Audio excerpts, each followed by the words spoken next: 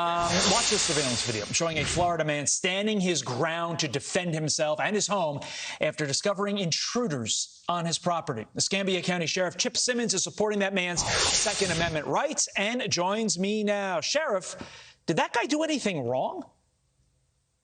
Absolutely not. If protecting your family and yourself is wrong, then I don't know what we're here for. But I can tell you that it looks like the three tried to get into his house, trying to convince him that they know him. You could tell they had something up.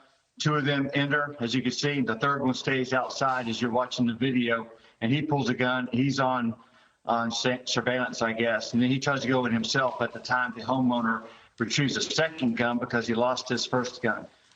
He did absolutely nothing wrong. Why do you think some people are so upset that this man defended himself in his own home? You know, when we look at whether the actions of a homeowner are reasonable, we try to think about what we would do. And I can tell you that if someone breaks into my front door, barges and attacks me or my family, they're going to get shot. And I afford that same consideration to the residents of my county. Yeah, the question I keep coming back to, whether it's this incident or whether it's the now widely publicized incident at that bodega in New York City, what is the guy supposed to do? Say, come on in, take my stuff, beat up me and my family, or potentially worse? Like, what's the guy supposed to do? I don't think there's anything else to do. You have got to protect your family. You have to protect yourself, and you have to use whatever reasonable means you have available to you. And in this case, he had a weapon. During the scuffle, he lost that weapon, so he went to retrieve another weapon. And as you can see in the video, which we're still looking for the one person that we have circled, but as you can see in the video, there's another person waiting outside with a gun at the ready. His life was obviously in danger. He did exactly what I hope that you or I would do.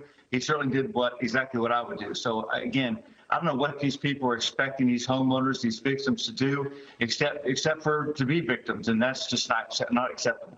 You mentioned the quote-unquote other weapon. Reports are that it was an AK-47 style weapon. To Second Amendment opponents who say ordinary citizens do not need a weapon like an AK-47, what's your response?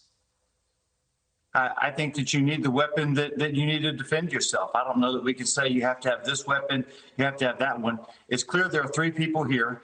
It's clear at least one of them, the person that enters late, is armed himself, and then they had already picked up his weapon. So there was two handguns, and I think that the attempt to get the AK-47 style weapon was a reasonable one, and I applaud it.